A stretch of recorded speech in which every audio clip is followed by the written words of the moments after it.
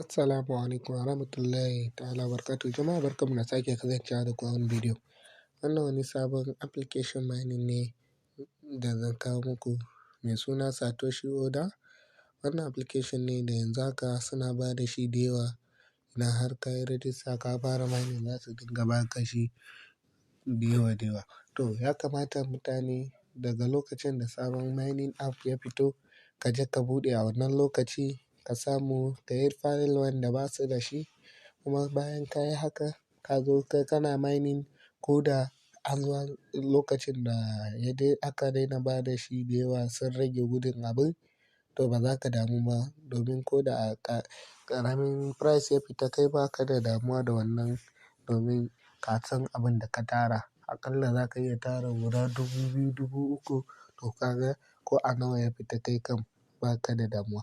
To wannan suna application ɗin Satoshi Oda. Satoshi Oda kuna ganin shi gashi nan kamar haka.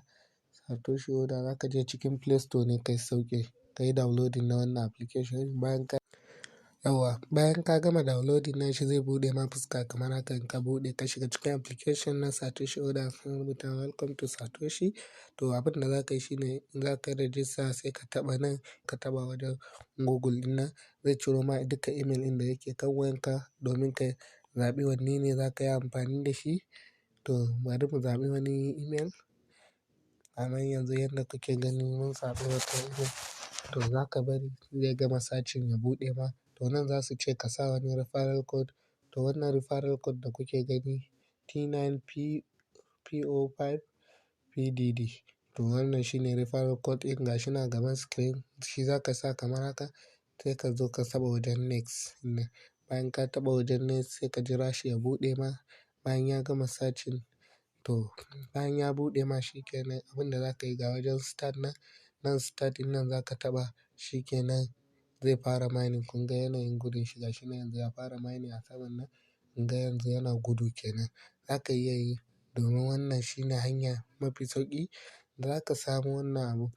Kuma yana yin sauri sosai. Za ka iya samun guda 200, 300 a rana. To abin da za ka yi za ka zo ka yi referral daga nan wajen da aka sa arrow nan. Nan za ka zo ka yi copy na wannan naka referral code naka gashi nan. Nan za ka zo ka taɓa domin ka yi copy na referral code naka. Idan kana so ka je ka yi referral.